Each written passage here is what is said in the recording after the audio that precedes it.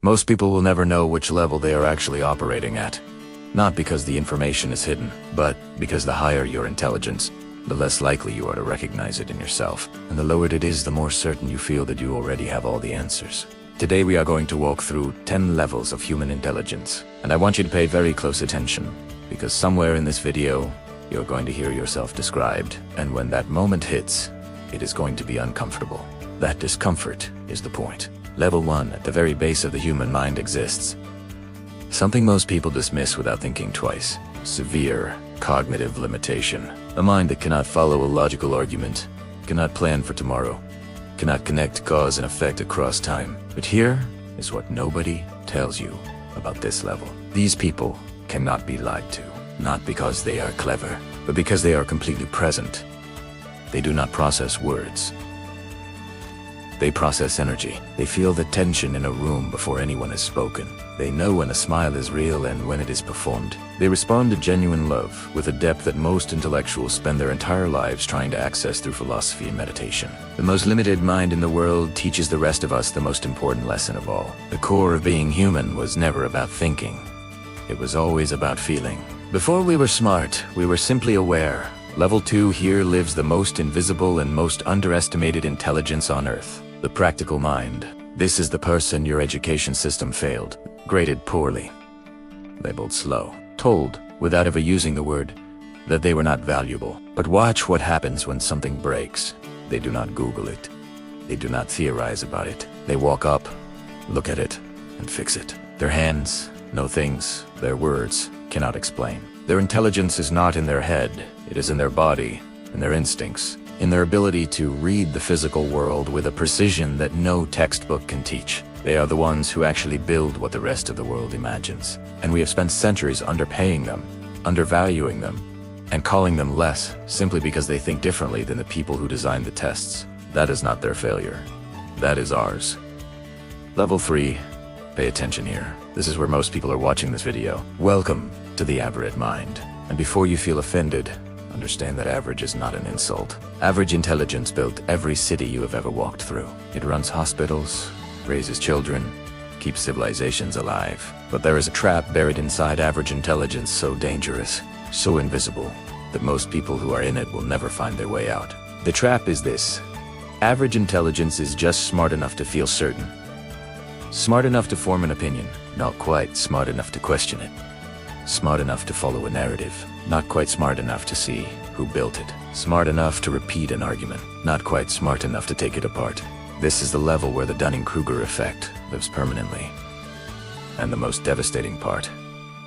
Life still works here. Bills get paid, weekends arrive. The comfort is real, and that comfort is exactly what kills the growth. The average mind does not fail loudly. It succeeds just enough to never be forced to change. Level 4, the engine starts running faster here. Above average intelligence is not just a quantitative upgrade. It is a qualitative shift in how reality feels. Patterns appear before other people notice them. Solutions arrive before the problem has been fully explained. Conversations feel like they're moving in slow motion. But this speed comes with the costs most people at this level never talk about. The loneliness.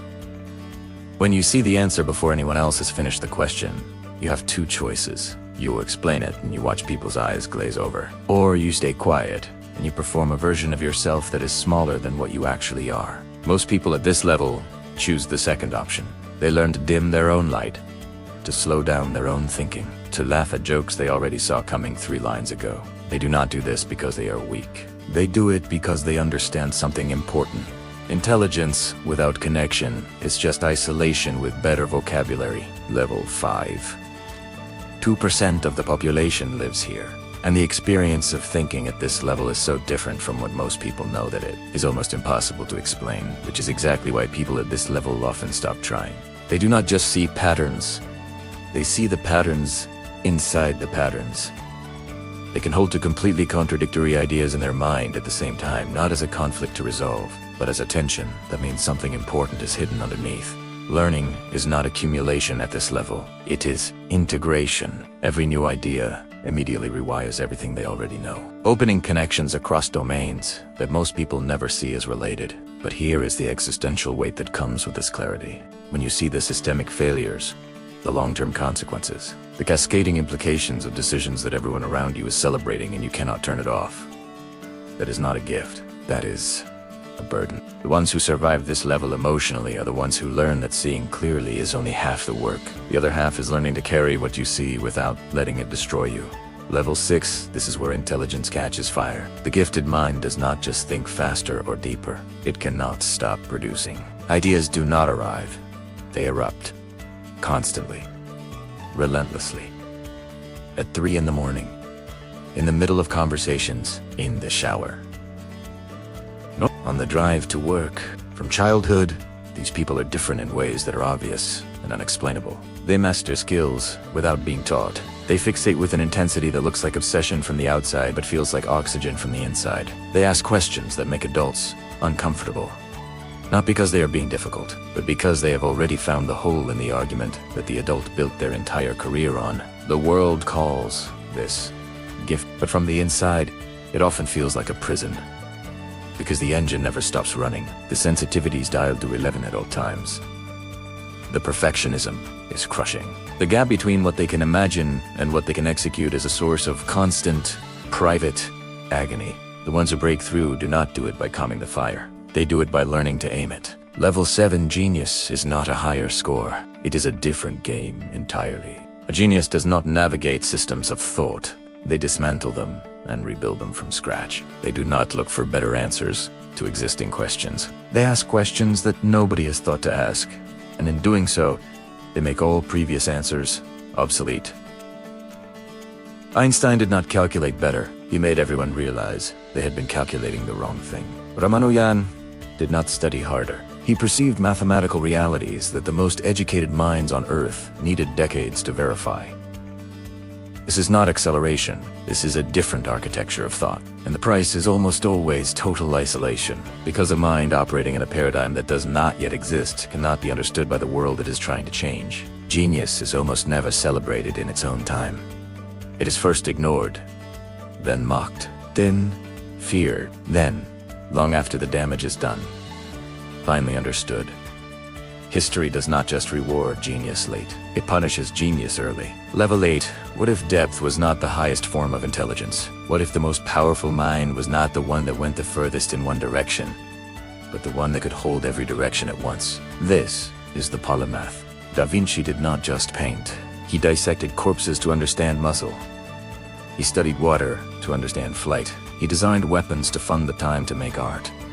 Every field he entered fed every other field. Because his mind was not collecting disciplines, it was searching for the single principle underneath all of them. Franklin was not a statesman who happened to be curious about electricity. He was a mind that understood that power, political and physical, operated by the same rules. The polymath does not specialize. They synthesize. And in a world that rewards depth and punishes breadth, this is a radical act. They pay a professional price for it willingly, because they are not building a career. They are building a worldview, and sometimes, a worldview changes everything. Level 9, everything so far has been about understanding the world. This level is about refusing to accept it. The visionary is not simply a genius or a polymath. They are something rarer and more dangerous. A mind that looks at what is, sees what could be, and has the irrational courage to try and close the gap. They do not predict the future. They decide what the future will be, and then they spend their life making the present bend toward it. This is inherently threatening, not because visionaries are aggressive, but because their existence is a direct challenge to every person and institution that has built their identity around the world as it currently is. So they are mocked, dismissed, called naive, dangerous, delusional, and they keep going. Not because they are fearless, but because the vision is louder than the doubt. They are not powered by confidence.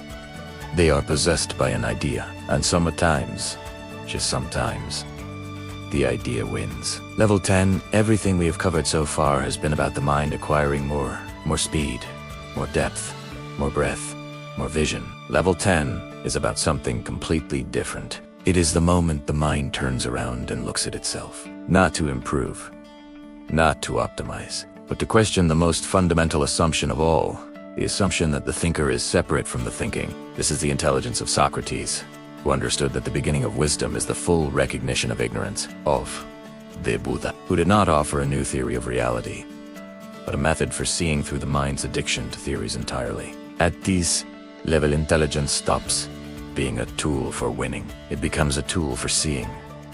The need to be right dissolves. The need to be impressive dissolves. What remains is something quiet, still, and almost impossible to explain to anyone who has not touched it. Because it cannot be explained. It can only be experienced. This is the great paradox of intelligence. You spend an entire life building the machine, and the highest thing the machine can do is recognize that it was never really in control. The mind that understands everything eventually understands this. The most powerful thing you can do is finally be still. So here is the question I want to leave you with. Not which level are you at, because honestly, that is the wrong question. Levels are not destinations. They are directions. The real question is this: are you still moving? Because the only thing that separates the people who grow from the people who do not is not talent. It is not IQ. It is not opportunity. It is the willingness to be uncomfortable with what you currently are. If this video did that for you, even for 30 seconds, then it did its job. Subscribe to Power Layers, because this is exactly what we are here for.